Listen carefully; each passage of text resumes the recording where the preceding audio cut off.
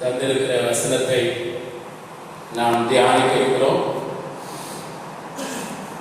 தேவன் நமக்கு கொடுத்த வசனம் ஏசாயா 55ஆம் அதிகாரம் 6ஆம் வசனத்தை ஒரு வாசிப்படி கொடுக்கிறேன்.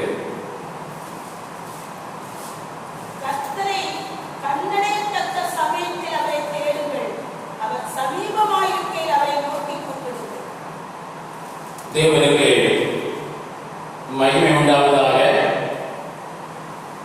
கர்த்தரை கண்டடையத்தக்க சமயத்திலே எடுங்கள்.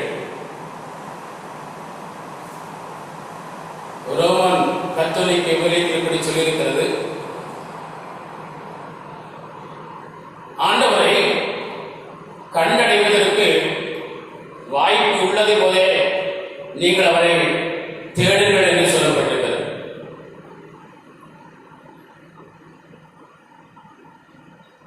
ஒரு அட்டெண்டர் வேலையா இருக்கட்டும், ஒரு பியூன் வேலை கிடைத்தாலும் பரவாயில்ல, அது கவர்மெண்ட் ஜாபா இருக்கணும்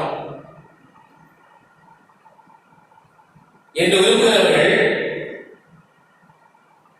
அதுக்குரிய ஏஜ் பாராவதற்கு என்ன சொல்லணும், அந்த ஏஜ் ஒரு லிமிட் இருக்கு. அந்த ஏஜ் பாராயிட்டா அவங்க அந்த வாய்ப்பு போய்விடும். எனக்கு ஒரு அட்டெண்டர் வேலை கிடைச்சாலும் பரவாயில்ல, கவர்மெண்ட் ஜாபா இருக்கணும்னு சொல்லி விரும்புகிறவர்களுக்கு அது காணொலியாக போய்விடும். அப்படியே என்ன செய்யணும், அதுக்கு பல்வேறு எக்ஸாம் இருக்கிறது. அந்த எக்ஸாம் அட்டெண்ட் பண்ணணும். ஏஜ் பாராது முன்பு அந்தந்த எக்ஸாம்ல அட்டெண்ட் பண்ணி பாஸ் பண்ணனா விரும்புவது போல, எதிர்பார்ப்பது போல எனக்கு அந்த கவர்மெண்ட் ஜாப் கிடைக்கணும், அது ஒரு அட்டெண்டர் வேலையா இருந்தாலும் பரவாயில்ல, பியூன் வேலையா இருந்தாலும் பரவாயில்ல சொல்கிற அந்த வாய்ப்பை அவர்கள் எதிர்பார்ப்பை பெற்றுக்கொள்ள முடியும். பெரும்பாலும் கிராமத்தில் உள்ளவர்கள் பாருங்கள், அவங்க கல்லூரி படிப்பை முடித்திருப்பார்கள், கல்லூரி மேற்படிப்பை முடித்திருப்பாங்க. முடித்து விட்டு எம்ப்ளாய்மெண்ட்ல போய் பதிவு சொல்லுவாங்க, ரெஜிஸ்டர் பண்ணிடுவாங்க. பிற்பாடு எந்த முயற்சி எடுக்க அவங்களுக்கு தெரியாது. பல்வேறு எக்ஸாம் இருக்கிறது, அந்த எக்ஸாம்ல அட்டெண்ட் பண்ணணும் என்றவர்களுக்கு அனைவருக்கு தெரியாதனால இப்போ பரவாயில்ல, இப்போது நமக்கு பல்வேறு விஷயங்களை உடனுக்குடன் தெரிந்து கொள்வதற்கு நமக்கு இணையதள வசதி இருக்கிறது.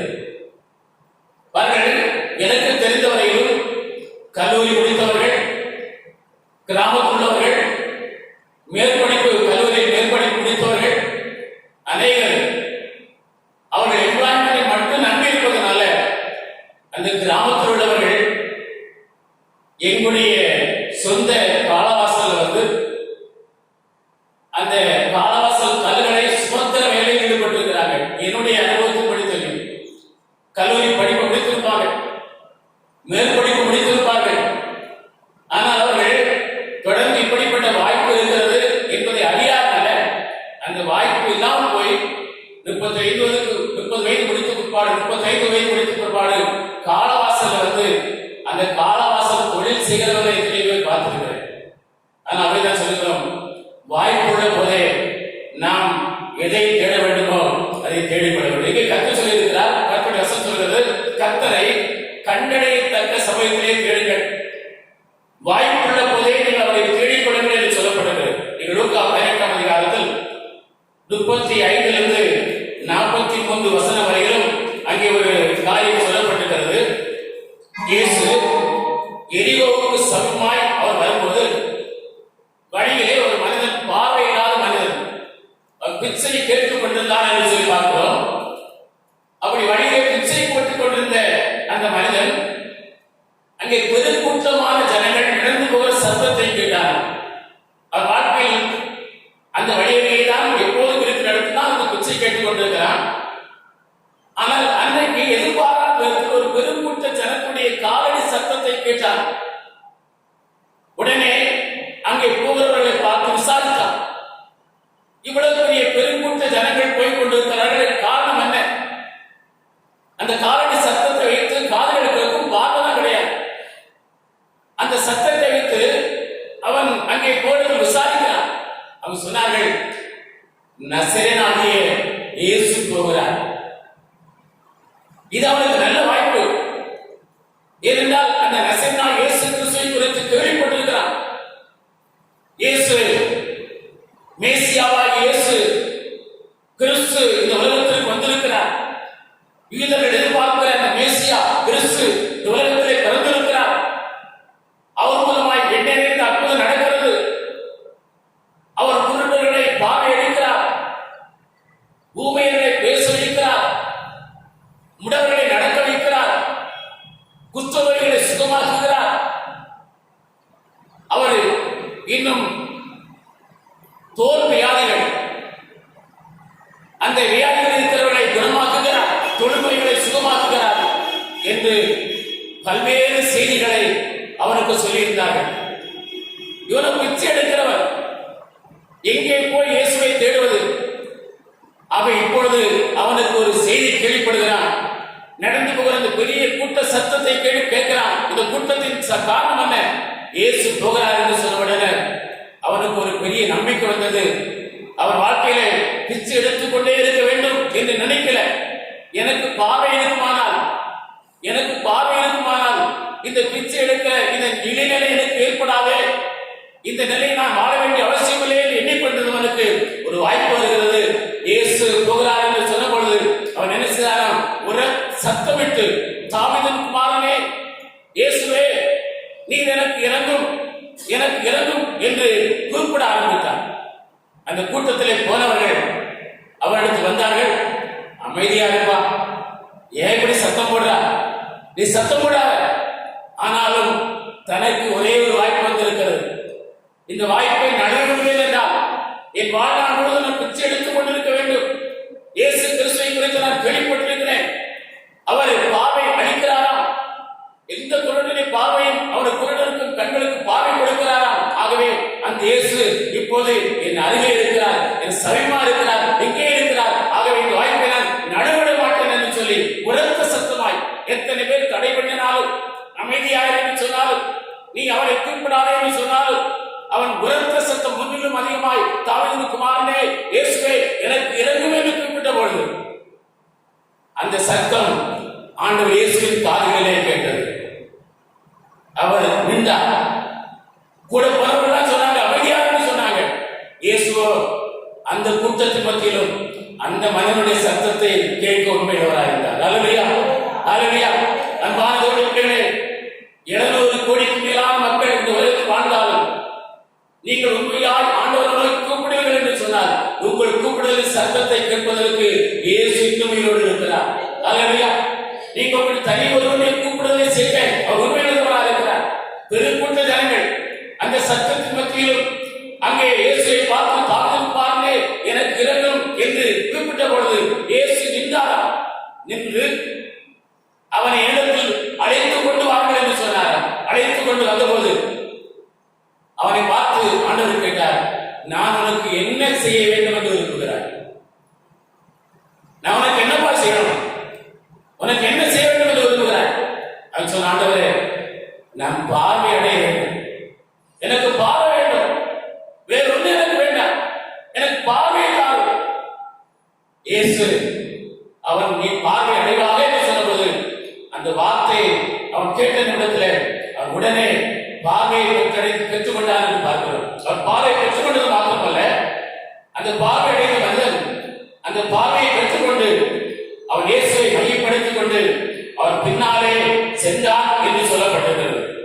அருமையான தேவனுடைய பிள்ளைகளே, அன்பான தேவனுடைய பிள்ளைகளே, இயேசு உங்களுடைய சத்தத்தை கேட்கிறவராக இருக்கிறார். அவருடைய சத்தத்தை கேட்கிறது மாத்திரமல்ல, உங்களுக்கு நீங்கள் எதை விரும்புகிறீர்களோ அதை உங்களுக்கு கொடுக்க வல்லவராக இருக்கிறார். இந்த காலவேளையில் என் சத்தத்தை கேட்டுக் கொண்டிருக்கிற தேவனுடைய பிள்ளையே, இந்த செய்தியை கவனித்துக் கொண்டிருக்கிற தேவனுடைய பிள்ளையே, இணையதள வழியாக இந்த சத்தத்தை கேட்டுக் கொண்டிருக்கிற தேவனுடைய பிள்ளையே, அந்த இயேசு இன்று ஒரு கூக்குரலை கேட்க வல்லவராக இருக்கிறார். தனிமையில் நீ அழுது கொண்டிருக்கிறாயோ, இயேசுவே நீ எனக்கு மனம் இறங்க மாட்டீரோ என்று கதறி கொண்டிருக்கிறாயோ, உன் கதை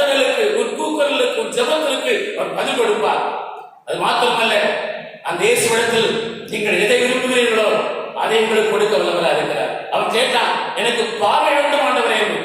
இன்றைக்கு நீங்கள் எதை இயேசுவிடத்தில் கேட்கிறீர்களோ, எதிர்பார்க்கிறீர்களோ, விரும்புகிறீர்களோ அதை கொடுப்பதற்கு இயேசு உண்மையுள்ளவராக இருக்கிறார். எப்பொழுதுதான் அந்த இயேசுவிடத்தில் நீங்கள் கேட்க வேண்டும், அந்த இயேசுவை நோக்கி நீங்கள் ஜெபிக்க வேண்டும், அந்த இயேசுவிடத்தில் நீங்கள் கூப்பிட வேண்டும்.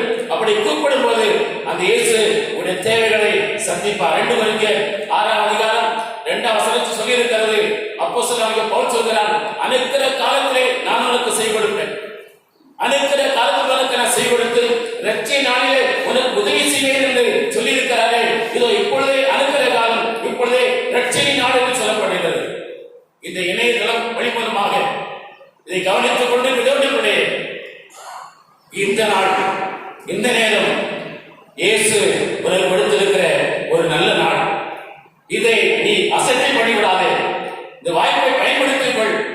நீ வாய்ப்பை பயன்படுத்தி இயேசுவே என்று கூப்பிடுவாய் என்று சொன்னார். அந்த இயேசு உனக்கு இறங்குவார். உனக்கு என்ன வேண்டுமோ அதை உனக்கு தந்து உன்னை ஆசீர்வதிப்பார் என்று சொல்லி பார்க்கிறோம். அன்பார்ந்தவர்களே, அப்போஸ்தலர் 14ஆம் அதிகாரத்தில் 24 27 வசனம் வரையிலும் ஒரு காரியம் சொல்லப்பட்டிருக்கிறது. 24 27 வசனம் வரையிலும் அப்போஸ்தலனாகிய பவுல் ஒரு காரியத்தை சொல்கிறார்.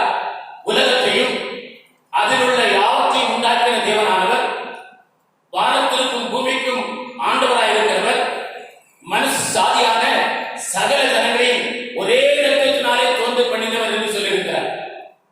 அப்போஸ்தலனாகிய பவுல் பிற்போய் அந்த சம்பவத்தை உங்களுக்கு சொல்கிறேன். உலகத்தில் அது உள்ளவைகளை யாவற்றையும் உண்டாக்கின தேவன், வானத்திற்கும் பூமிக்கும் ஆண்டவராகிய அவர், மனுஷ சாதியான சகல ஜனங்களையும் ஒரே இரத்தத்தினாலே தோன்ற பண்ணி பூமியின் மீதும் குடியிருக்க செய்தார் என்று சொல்லியிருக்கிறது. சகல ஜனங்களும் ஒரே இரத்தத்திலிருந்து வந்தவர்கள், அதை மறந்துவிடக்கூடாது. இன்றைக்கு பல்வேறு ஜாதி பிரச்சனைகள், இன பிரச்சனை இருக்கிறது. ஆனால் வேறு சொல்வது எல்லா மனிதனும் உலகத்திலே தோன்றியிருக்கிற அத்தனை 700 கோடிக்கும் அதிகமான ஜனங்களும் ஒரே இரத்தத்திலிருந்து தோன்றினவர்கள். எந்த இரத்தத்திலிருந்து? ஆதாம் என்ற முதல் மனிதனுடைய இரத்தத்திலிருந்து தோன்றினவர்கள். அல்லேலூயா. ஆதாம் என்கிற ஒரே மனிதனுடைய இரத்தத்திலிருந்து தோன்றினவர்கள். ஒரு பாடல் உண்டு, எந்த பாஷை பேசினாலும், எந்த நாட்டில் வசித்தாலும், எந்த நிறமானாலும், எந்த உடையானாலும், எல்லா உடலிலும் ஒரே இரத்தமே. எந்த நிறமா இருக்கலாம், எந்த பாஷையும் பேசலாம், எந்த நாட்டில் வசிக்கலாம், எந்த பாஷையும் பேசலாம், எந்த நிறமா இருக்கலாம், கருப்புனா இருக்கலாம், வெள்ளையா இருக்கலாம், புது நிறமா இருக்கலாம், மாநிலமா இருக்கலாம், வேறொருவனா இருக்கலாம், கொட்டையுள்ளவனா இருக்கலாம், எந்த பாஷையும் பேசலாம். எல்லாரும் ஒரே இரத்தம் தான் ஓடுது, ஒரே ஒரு இரத்தம் தான். நம்முடைய மற்ற சாஸ்திரங்கள் சொல்கிறபடி, வர்ணாசிரமம் சொல்கிறபடி, வைசியன், பிராமணன், வைசியன், சூத்திரன், சத்திரன் என்ற 4 பிரிவிலிருந்து ஒருவரும் தோன்றவில்லை. இந்த 4 பிரிவுகளும் ஆதாம் என்கிற ஒரே இரத்தத்திலிருந்து தோன்றினவர்கள். அல்லேலூயா. இந்த சகல மனுஷர்களுக்கு, அது பிராமணர்களாக இருந்தாலும் சரி, அது வைசியர்களாக இருந்தாலும் சரி, அது சத்திரர்களாக இருந்தாலும் சரி, சூத்திரர்களாக இருந்தாலும் சரி, எல்லாரும் ஒரே இரத்தத்திலிருந்து தோன்றினவர்கள். ஆதாம் என்கிற மூதாதையுடைய இரத்தம் தான் அத்தனை பேருக்கு ஓடிக்கொண்டிருக்கிறது. ஒருவேளை நான் இன்னைக்கு சொல்கிறது உங்களுக்கு நூதனமான காரியமா தெரியும். ஆனால் பரலோகம் என்று ஒன்று இருக்கிறது. பரலோக ராஜ்யத்துக்கு போகும்போது அத்தனை ஜாதி குடி மக்களும் தம்முடைய மூதாதையரை தேடி ஓடும்போது அங்கே ஒருவர் நின்று கொண்டிருப்பார். ஆதாம் சொல்வார், நான் தான் மூதாதையர். ஆபிரகாம் சொல்வார், நான் தான் மூதாதையர். அத்தனை ஜாதி ஜனங்களுக்கும், அத்தனை ஜாதிகளுக்கும் ஜனங்களுக்கும் ஒரே மூதாதையர் தான் அவர் ஆதாம் என்பதை பார்க்கிறோம். இன்றைக்கு உலகத்தில் பல்வேறு பிரச்சனைகள் இருக்கிறது, ஜாதி பிரச்சனை இருக்கிறது. ஆனால் பரலோகத்திலே நீங்கள் போகும்போது அது உங்களுக்கு நிச்சயமா வெளிப்படும். இங்கே சொல்லியிருக்கிற உலகத்தையும் அதில் உள்ள யாவற்றையும் உண்டாக்கினவர், வானத்திற்கு பூமிக்கு ஆண்டவர், மனசு ஜாதியான சகல ஜனங்களை ஒரே இரத்தத்தினாலே தோன்ற பண்ணி பூமியின் மீது குடியிருக்க செய்து, கர்த்தராகிய தம்மை தடவியாகவும் கண்டுபிடிக்கத்தக்கதாக அப்படி செய்தார் என்று சொல்லியிருக்கிறது. இப்படி ஒரே இரத்தத்தினாலே தோன்ற பண்ணினவர், பூமி எங்கும் எல்லாரையும் குடியிருக்க செய்திருக்கிறவர். அதுக்கு ஒரு காரணம் சொல்லியிருக்கிறது. கர்த்தராகிய தம்மை, கடவுளாகிய தம்மை, சிருஷ்டிகர்த்தராகிய தம்மை, வானத்திற்கு பூமிக்கு ஆண்டவராகிய கொடுக்கிறவரை கடமையாகவும் கண்டுபிடிக்கத்தக்கதாக என்று சொல்லப்பட்டது. இதை யாருக்கு அப்போஸ்தலனாகிய பவுல் சொல்கிறார் என்றால், பவுல் அத்தனை பட்டணத்துல அவர் இருக்கும்போது, அந்த அத்தனை பட்டணத்துல இருக்கும்போது, அந்த அத்தனை பட்டணம் சிலை வழிபாடுகள் நிறைந்த ஒரு பட்டணமாக இருந்ததுனால அவர் ஆவியிலே வைராக்கியம் கொண்டு ஜபாலயத்திலும் ஈதரோடும் பக்தியுள்ளவர்களோடும் சந்தவெளி வெளிப்பட்டவர்களோடும் இயேசுவை இவை குறித்தும் உயிர்த்தெழுதலை குறித்தும் பிரசங்கித்தார் என்று பார்க்கிறோம். அத்தனை பட்டணம் இருக்கிறார். அந்த பட்டணம் சிலை வழிபாடு நிறைந்த பட்டணமா இருக்குது. அதனால அவருக்கு ஆவியில ஒரு வைராக்கியம் உண்டாயிற்று.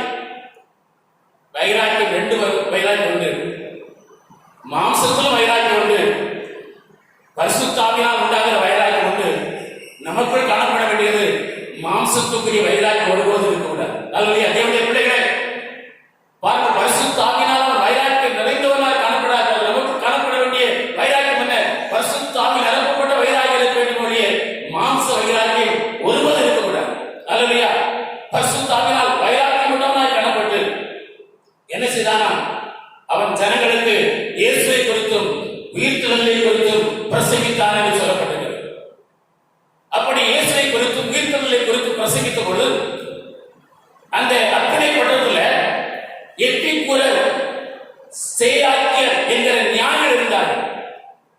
அந்த ஞானிகள் இந்த அப்போஸ்தலனாகிய பவுலை மார்ச் மேடைக்கு அழைத்துக் கொண்டு போனார்கள். பொது அரங்கசாலை அழைத்துக் கொண்டு போய் நூதனமான காரியங்களை எங்கள் காதுகள் கேட்கப்படுகிறார், அவர்களின் கருத்தை நீங்கள் அறிந்து கொள்ள வேண்டும், அதை எங்களுக்கு சொல்லு என்று சொல்லி மார்ச் மேடையில அந்த அத்தனை படத்துல பொது அரங்க சாலைகளை கொண்டு போய் நிறுத்தி அந்த காரியத்தை எங்களுக்கு சொல்லு என்று சொல்லும்போது அப்போஸ்தலனாகிய பவுல் சொல்கிறான், அத்தனை பட்டணத்தாரே, இயேசுவை குறித்தும் அவருடைய உயிர்த்தெழுதலை குறித்தும் நான் உங்களுக்கு பிரசங்கித்த பொழுது எப்படி நூதனமான காரியமாய் உங்களுக்கு தெரிந்ததோ, எப்படி உங்களுக்கு நூதனமான காரியமாய் உங்களுக்கு தெரிந்ததோ அதே போல்தான் எனக்கும் தெரிந்தது. நான் இயேசுவையும் அவருடைய மரித்தோரையும் இருந்து உயிர் எழுப்பையும் நம்பாதவனாக காணப்பட்டேன். அப்போஸ்தலர் 26 அதிகாரம் 8 11 வசனம் வரை பார்க்கிறோம். நான் தேவன் மரித்தோரை எழுப்புவது நம்பாத பல காரியம் என்று நினைத்திருந்தேன். முன்னே நானும் இயேசுவின் நாமத்துக்கு விரோதமாய் அநேக காரியங்களை செய்தேன். எருசலேமில் செய்தேன். பிரதான ஆசாரியரிடமிருந்து அனுமதி பெற்று அநேக சிறைச்சாலை அடைத்தேன். அவர்களை கொலை செய்யப்படுகையில் நானும் சம்மதித்திருந்தேன். சகல ஜெபாலயங்களில் நான் அவர்களை துணுப்படுத்தி தேவன் தூசல் சொல்லும்படி கட்டாயப்படுத்தினேன். அவர் தூசிக்காத போது அவர்கள் மூர்க்க வெளிக்கொண்டவனாய் அவர்களை துணுப்படுத்தினேன். பாருங்க, நானும் உங்களை போலதான் இயேசுவை குறித்தும் உயிர்த்தெழுதலை குறித்தும் ஜனங்கள் எனக்கு சொன்ன போது நான் அதை நம்பவில்லை. நூதனமான காரியமா சொல்லான்னு நினைத்தேன். அதோடு மட்டுமல்ல, உங்களை போல மட்டுமல்ல, அப்படி சொல்லுகிறவர்களை துன்பப்படுத்தினேன். அப்படி துன்பப்படுத்தின நான் ஒரு நாளிலே அந்த தேவனை முகமுகமாக தரிசித்தேன். ஒரு வானத்திலிருந்து தோன்றிய பெரிய பிரகாசத்திலிருந்து ஆண்டவர் என்னோடு பேசினார். அப்படியே அசரீரியான குரலை கேட்டேன். இயேசு நான் தான் தேவன் என்று எனக்கு வெளிப்படுத்தினார். அவரை தரிசித்தேன். ஆகவே இன்றைக்கு நான் இயேசுவை குறித்தும் உயிர்த்தெழுதலை குறித்தும் உங்களுக்கு பிரசங்கிக்கிறேன் என்றால் காரணம் இல்லாமல் இல்லை. இயேசுவை நான் தரிசித்தேன். இயேசு உயிரோடு இருக்கிறார் என்று தரிசித்தேன். இயேசுவை குறித்து ஒரு உயிர்த்தெழுதலை குறித்தும் ஜனங்களுக்கு சொன்னபோது அதை குறித்து வைராக்கியம் கொண்ட ஜனங்களை துன்பப்படுத்தினேன். தேவ தூசல் சொல்லும்படி கட்டாயப்படுத்தினேன். தேவ தூசல் சொல்லாவிட்டால் அவளை அடித்தேன், கொலை செய்தேன். ஆனால் அப்படிப்பட்ட பாவியாகிய எனக்கு இயேசு தன்னை வெளிப்படுத்தினார். இயேசுதான் தேவன் என்னை வெளிப்படுத்தினார். அவர் உயிரோடு இருக்கிறார் என்பதை வெளிப்படுத்தினார்.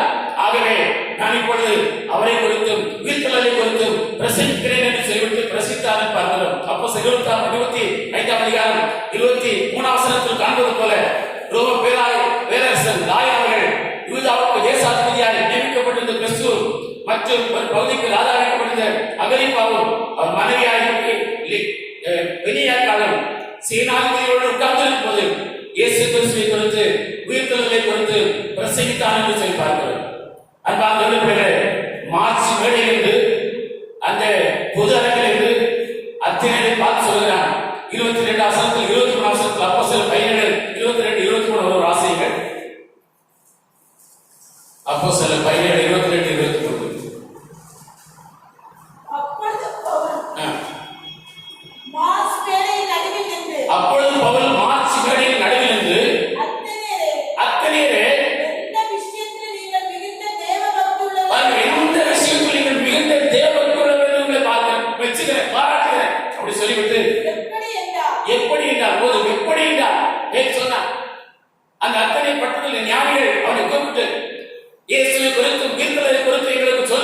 எங்களுக்கு நூதனமான காரியமாய் காதலில் கேட்கும்படி செய்கிறாய், அதை எங்களுக்கு சொல்லு என்று சொன்னபோது சொல்லுகிறான், அத்தனை பட்டத்தாலே நீங்கள் மிகுந்த தெய்வத்துள்ளது என்று சொல்லி நான் நம்புகிறேன், காண்கிறேன். எப்படி என்றால், நான் உங்கள் பட்டணத்தை சுற்றி தெரிந்து பார்த்தேன். உங்கள் பட்டம் தெரியும் போது இந்த ஆராதனைகளெல்லாம் கவனித்து பார்க்கும்போது அறியப்படாத தெய்வத்திற்கு எழுதியிருக்கிற ஒரு பலிபடத்தை நான் கண்டேன். நீங்கள் அறியாமல் ஆராதிக்கிற அவரை நான் உங்களுக்கு அறிவிக்கிறேன் என்று சொல்லி சமூகத்தின் புண்ணியத்தை விடுகிறார். அத்தனை பட்டத்தால் பல ஆண்டுகளுக்கு முன்பு ஒரு பயங்கரமான வாதியினால் பிடிக்கப்பட்டிருந்தார்கள். இப்ப எப்படி 2020 இந்த கொரோனா வாதை வந்திருக்கிறதோ அதே போல ஒரு வாதை அந்த அத்தனை பட்டத்தில் வந்திருந்தது. அந்த நாட்களில் அத்தனை பட்டத்துக்கு தலைவனாக காணப்பட்ட எப்பி மெனிட்டஸ் என்கிற ஒரு தலைவன், அவன் தலைவன், அவர்களுக்கு ராஜாவை போல இருந்தான். அவன் சொன்னான், நாம் வழிபடுகிற எல்லா தேவர்களுக்கும் தொடர்ந்து குறிப்பிட்ட நாள் வரை பலி செலுத்திக் கொண்டே இருந்தால் தேவ கோபம் தனியும், இந்த வாதை, இந்த கொள்ளை நோய் அகன்றுவிடும் என்று சொல்லி அவர் முதலாக ஜனங்களுக்கு சொன்னார். ஆகவே இந்த பட்டணம் என்றும் எல்லா கோயில்களிலும் அவர்கள் பலிகளை செலுத்தி ஆராய்ந்தார்கள். அத்தனை பட்டணத்தில் ஒரு பெரிய கோயில் இருந்தது. அது பல நூற்றுக்கணக்கான சிறைகள் இருந்தது. சிறைகளுக்கு பலிபீடங்கள் இருந்தது. பலிகளை செலுத்தியிருந்தார்கள். ஆனால் பல மாதங்களாகி அந்த வாதை குறைந்து வரவில்லை, அது அதிகமாகிக் கொண்டே இருந்தது. அப்பொழுது எப்பி மென்டிஸ் செய்யப்பட்ட அந்த தலைவர் ஒரு காரியம் சொல்கிறார், நாம் வழிபடுகிற இந்த தேவர்களுக்கும் தேவதைகளுக்கும் மேலாக ஒரு பெரிய சக்தி இருக்கிறது. அந்த சக்தி தான் தேவன், அவர்தான் இறைவன். ஆகவே நாம் இவைகளுக்கெல்லாம் பலி செலுத்திவிட்டோம், தேவ கோபம் தனியில. அப்படியெல்லாம் தேவனுக்கு நாம் பலி செலுத்தி தேவ கோபத்தை தனித்தால் இந்த வாதை நீங்கி போகும் என்று சொல்ல ஒன்னு அவங்க அந்த கோயிலுக்கு பெரிய பலிபீடத்தை கட்டினார்கள். அதில் சிறையிலும் நிறுத்தப்படவில்லை. அந்த பலிபீடத்தில் அவர்கள் கட்டி பலி செலுத்தி நாங்கள் வழிபடுகிற தேவர்களுக்கும் எல்லாம் ஒரு பெரிய சக்தி உண்டு என்று நாங்கள் எப்பொழுது நம்புகிறோம். அந்த சக்தியே எங்களை காப்பாற்று, உங்களுடைய பேர் எனக்கு தெரியாது, நீ யாருன்னு தெரியாது, நாங்கள் வழிபடுகிற இந்த தேவர்களுக்கும் எல்லாம் ஒரு சக்தி இருக்கிறது, அந்த சக்தியால் உங்களை நோக்கி நாங்கள் கெஞ்சுகிறோம், எங்களை மன்னித்து இந்த வாதையை எங்களுக்கு நீக்கி தேவ கோபத்தை தணித்து விட என்று சொல்லி அவர்கள் பலி செலுத்தின பொழுது அந்த தேவ கோபத்தை அவர் தணிந்து வாதை அவர்களுக்கு நீக்கி போயிட்டு பல ஆண்டுகளுக்கு முன்பு நடந்த சம்பவம்.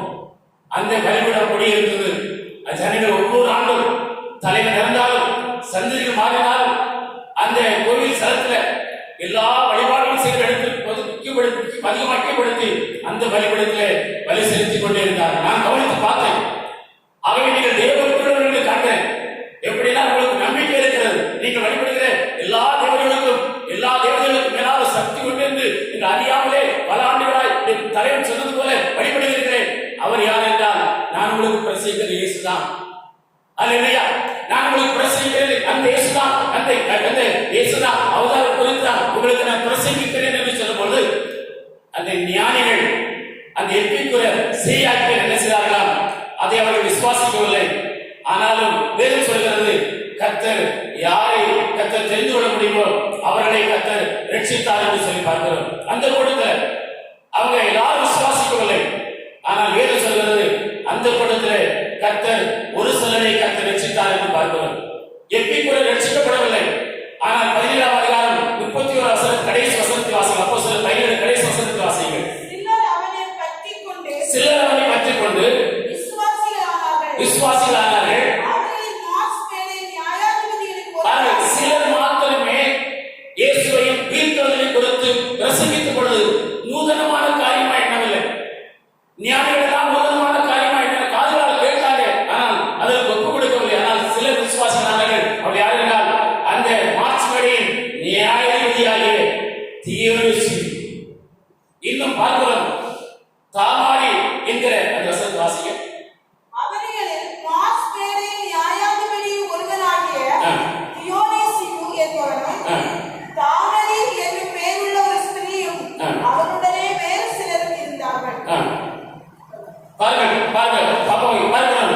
அந்த தியோடோசி என்கிறவனும் இன்னும் தாமரை என்கிற ஒரு ஸ்திரீயும் இன்னும் ஒரு சிலரும் அந்த இயேசுவை விசுவாசித்தார்கள் என்று சொல்லி பார்க்கிறோம், நம்பினார்கள் என்று சொல்லி பார்க்கிறோம். அருமையான என் சத்தத்தை கேட்டுக்கொண்டிருக்கிற தேவனுடைய ஊழியக்காரர்களே, நீங்கள் ஓடுகிறது, நீங்கள் பிரயாசப்படுகிறது, நீங்கள் ஓடுகிறது ஒன்றும் ஒரு நாள் வீண் போவதில்லை. ஹல்லேலூயா. இந்த லாக்டவுன் வந்திருக்கிறது. இனி எங்கள் ஊழியர்கள் எப்படி இருக்குமோ, இனி எங்கள் ஊழியர்கள் எப்படி இருக்குமோ, இனி எங்கள் ஊழியர்கள் எப்படி இருக்குமோ என்று கவலையோடு இருக்கிறதோடு பிள்ளைகளே, கர்த்தருடைய வாக்கு சொல்லி இருக்கிறது. வேதத்தில் எப்படி வாசிக்கிறோம்? அப்போஸ்தலனாகிய பவுல் கூட சொல்கிறார். 1 கொரிந்தியர்ல ஒரு வசனம் இருக்கிறது. நான் ஓடினதும் 1 கொரிந்தியர்ல கலாத்தியர் என்று நினைக்கிறேன். நான் ஓடினதும் பிரயாசப்பட்டதும் வீணாய் போகாதபடி. அந்த வசனத்தை எடுத்திருந்தால் நீங்கள் தெரிந்த வாசிக்கலாம்.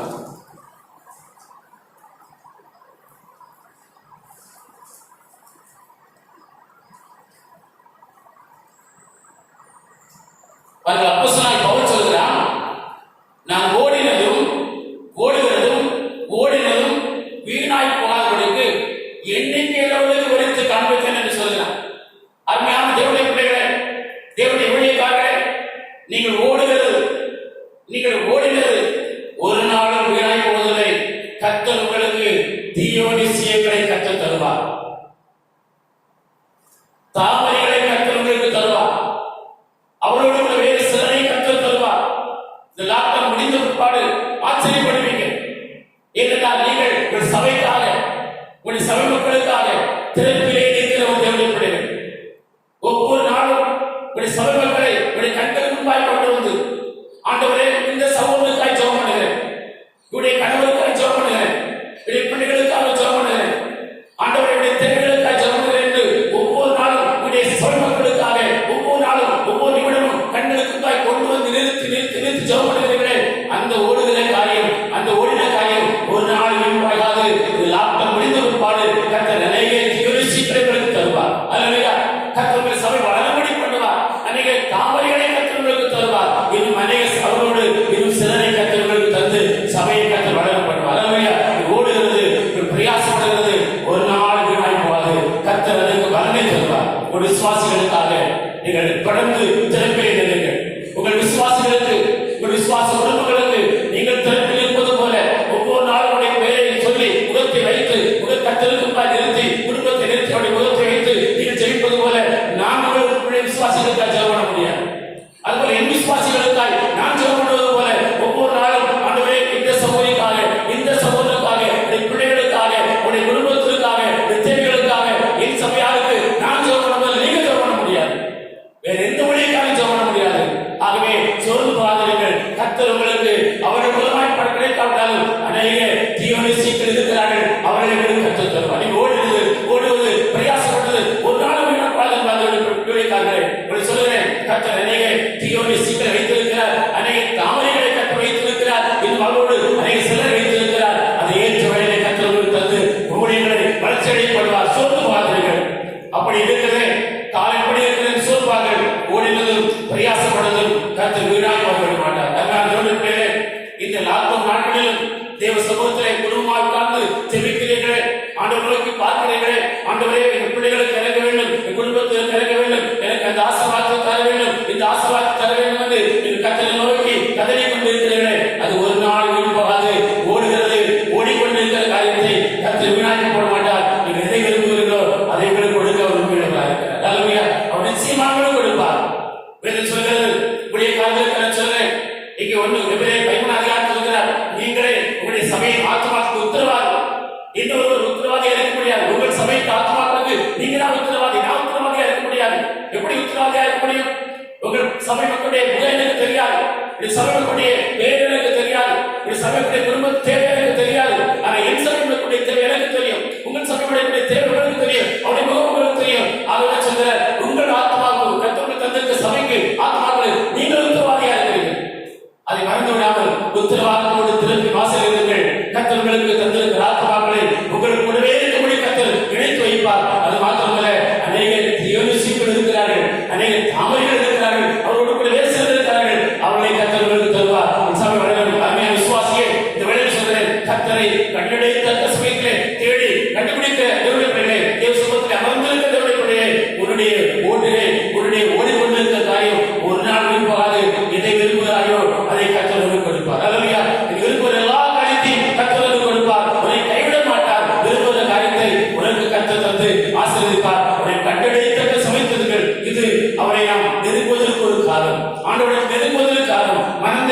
கர்த்தரிடத்தில் நெருங்குவதற்கு காலம் கடைசி காலம். இந்த கடைசி காலத்தை கர்த்தருக்கு ஆயத்தப்படுவதற்கு கர்த்தர் நமக்கு தந்திருக்கிறார். ஆகவே வீட்டில் இருக்கிற தேவனுடைய பிள்ளைகள் குடும்பமாக உட்கார்ந்து ஆண்டவருடைய நீங்கள் ஓடுகிறது ஓடிக்கொண்டிருக்கிறது. ஒரு நாள் கர்த்தர் பின் போகாது. எண்ணிக்கையுள்ளவர்களை கர்த்தர் உங்களுக்கு தருவார். ஆசீர்வாதங்களை உங்களுக்கு தருவார். தேவனுடைய ஊழியக்காரர்களே ஓடுகிறது ஓடுகிறது ஒரு நாள் பின் போகாது. அதற்குரிய ஆசீர்வாதத்தை வரவே வாழ்விலே 20 நாட்களே கர்த்தர் தானபடி கர்த்தர் விசுவாசியே 20 நாட்களே பலனை அனுபவிக்க போகிறார். கர்த்தர் அதை தந்து உன்னை நிச்சயம் ஆசீர்வதிப்பார். அந்த வசனத்தை வாசிக்க கலாத்தியர் 2:2 அந்த வசனத்தை வாசிக்க கலாத்தியர் 2:2 வாசிக்க.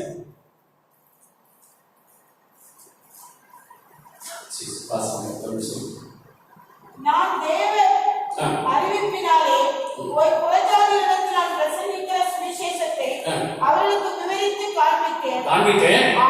ஆயினும் நான் ஓடுகிறதும் ஓடினதும் வீணாகாதபடிக்கு எண்ணிக்கையுள்ளவர்களுக்கே விவரித்து காண்பித்தேன். நீங்க ஓடுனது ஒரு நாள் வீணாகாது.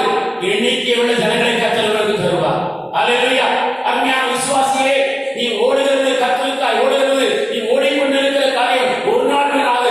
கர்த்தர் விருப்பத்தை நிறைவேற்றுவார். ஒரு வேண்டுதலை கர்த்தர் கேட்டுடுவார். உன்னை ஆசீர்வதிப்பார். கர்த்தரை தேடும்போது சம்பவிக்கிற காரியம் என்ன? ஒரே ஒரு காரியம் சொல்லி முடிக்கிற 2 நாளும் 15ஆம் அதிகாரம் 7 வாசிகள். கர்த்தரை தேடும்போது சம்பவிக்கிற காரியம் என்ன?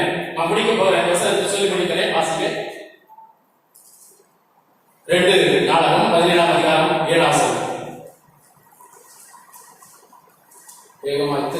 அவன் அரசாண்ட 3ஆம் வருஷத்தில் யூதாவின் பட்டணங்களிலே உபதேசம் பண்ணும்படிக்கு அவன் தன் பிரபுக்களாகிய பென்னாயினையும் ஒபதியாவையும் 17:7 14:7 17:7 14:7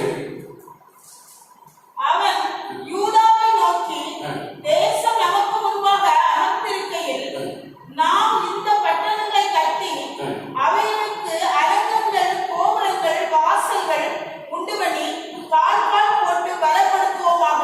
நம்முடைய தேவனாகிய கர்த்தரை தேடினோம். நம்முடைய தேவனாகிய கர்த்தரை தேடினோம்.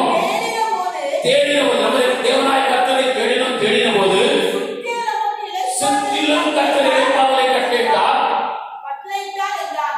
அப்படியே கட்டினார்கள்.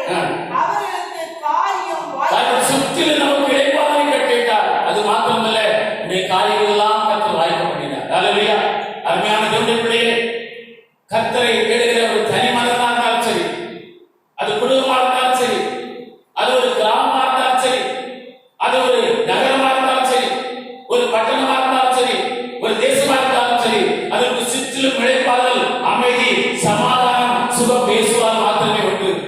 அல்லேலூயா. ஒரு சுற்றிலும் இளைப்பாறுதல் தருகிற தேவனாக இருக்கிறார். இந்த கொரோனாவால் தேசத்தில் இப்பொழுது சமாதானம் இல்லை, மாநிலங்களிலே சமாதானம் இல்லை, உலகத்திலே சமாதானம் இல்லை, பட்டணங்களிலே சமாதானம் இல்லை, நகரங்களிலே சமாதானம் இல்லை, கிராமங்களிலே சமாதானம் இல்லை, குடும்பங்களிலே சமாதானம் இல்லை, தனி மனதிலே சமாதானம் இல்லை. ஆனால் கர்த்தரை கண்டுகொள்ளும் போது, கர்த்தருடைய பிள்ளைகளாகிய நீங்கள் கர்த்தராகிய இயேசு கிறிஸ்துவை கண்டுகொள்ளும் போது, நீங்கள் அவரை ஏற்றுக்கொள்ளும் போது, கர்த்தர் உங்களுக்கு சுற்றிலும் இளைப்பாறுதல் தருவார். தேசமானாலும் சரி, அது பட்டணமானாலும் சரி, அது நகரமானாலும் சரி, ஒரு குடும்பமானாலும் சரி, உங்களுக்கு சுற்றிலும் இளைப்பாறுதல் வேண்டுமா, சமாதானம் வேண்டுமா, உங்களுக்கு சுகம் வேண்டுமா, உங்களுக்கு அமைதி வேண்டுமா, செய்ய வேண்டிய ஒரு காரியம் என்ன? நீங்கள் இந்த கர்த்தரை தேடுகிறீர்கள் என்று சொன்னால் கர்த்தர் காரியங்களை வாய்ப்பு பண்ணுவார். அன்றைக்கு அந்த அத்தனை பட்டணம் பெரிய கொள்ள நோயாக இருந்தது. தேவ கோபம் தணியவில்லை. அவர்கள் தங்கள் தேவர்களுக்கும் தங்கள் தேவர்களுக்கெல்லாம் வழி செலுத்தியும் சற்றும் தணியவில்லை, அதிகமாய் கொண்டிருந்தது. கடைசியாக இந்த தேவர்களுக்கெல்லாம் மேலான சக்தி உண்டு. அந்த தெய்வத்திற்கு நாம் வழிவிடுவோம் என்றால் தேவ கோபம் தணிந்து வாதை நீங்கி போகும் என்று சொல்லி அந்த தலைவர் சொன்ன பொழுது, ஜனங்கள் செய்த பொழுது எப்படி வாதை நீங்கினதோ அதே போல எல்லா சக்திகளுக்கும் மேலான சக்தியாகிய இயேசுவை எங்களுக்கு அறிவித்துக் கொண்டிருக்கிறோம். வீட்டில் அழைத்துக் கொண்டிருக்கிறோம். அந்த இயேசுவை நீங்கள் தேடும் பொழுது நிசபம் கேட்கப்படும், ஒரு வழிபாடு கேட்கப்படும். கர்த்தர் தேசத்தில் கவலை கட்டிடுவார், குடும்பத்தில் கவலை கட்டிடுவார். சங்கீதம் 14:7 வாசிக்கிறோம். கர்த்தர் சொல்லியிருக்கிறது, சங்கீதம் 14:7 வாசிகள், கர்த்தர் தம்முடைய ஜனத்தின் சிறையில் வைத்திருக்கும் போது யாக்கோபுக்கு மகிழ்ச்சியும் கழிப்பும், இஸ்ரவேலுக்கும் மகிழ்ச்சி உண்டாகும் என்று சொல்லியிருக்கிறது. தெரிந்து கொள்ளப்பட்ட ஜனங்களுக்கு, ரட்சிக்கப்பட்ட தேவனுடைய பிள்ளைகளுக்கு, தெரிந்து கொள்ளப்பட்ட ஊழியக்காரர்களுக்கு கர்த்தர் கழிப்பையும் மகிழ்ச்சி உண்டாக பண்ணுவார். சிறையிருப்பெல்லாம் கர்த்தர்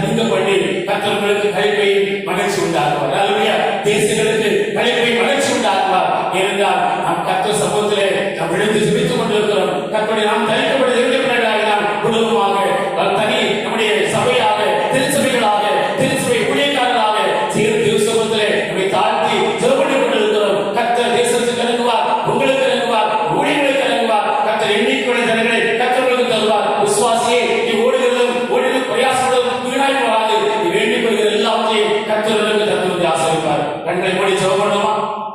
இவர்கள் எல்லாரும் சேர்ந்து கண்களை மூடி எழுந்திருந்து ஜெபம் பண்ணுவோம். தேவன் உண்மையுள்ளவர். அவரை கண்டடையத்தக்க சமயத்திலே தேடுவோம் என்று சொன்னார். அவருடைய வாழ்வில் நாம் வேண்டிக் கொள்கிற எல்லாவற்றையும் தருவார். விருப்பம் என்னவோ அதை தருவார். அருமையான ஊழியக்காரரை சோர்ந்து போயிருக்கிறீர்களோ, சோர்ந்து போகாத விசுவாசியை சோர்ந்து போயிருக்கிறாயோ, நீ சோர்ந்து போகாதே. தேவன் உனக்காக எண்ணிக்கையுள்ள ஜனங்களை வைத்திருக்கிறார்.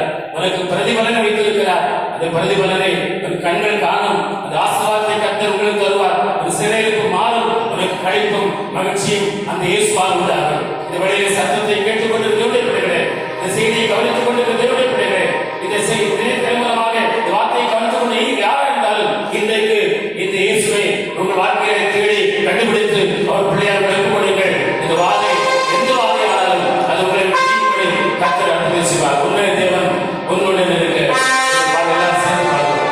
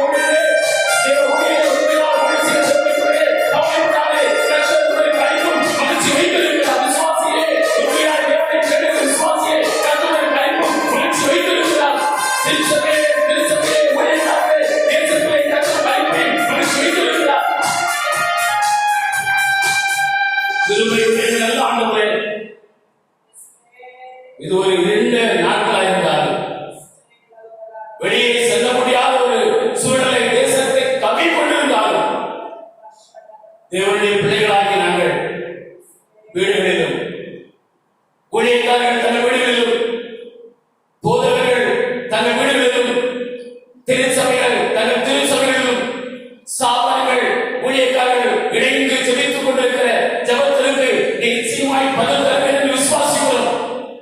தேவத்துவம் தணிந்து இந்த கொரோனா ஆண்டவரே அணுக்கள் அழிந்து தேசத்திற்கு சேமத்தை நீ சீக்கிரமாய் தர வேண்டும் என்று சொல்கிறோம்.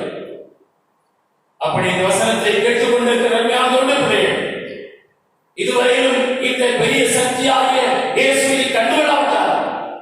இன்றைக்கு அவரை உனக்கு வெளிப்படுத்தி இருக்கிறார்.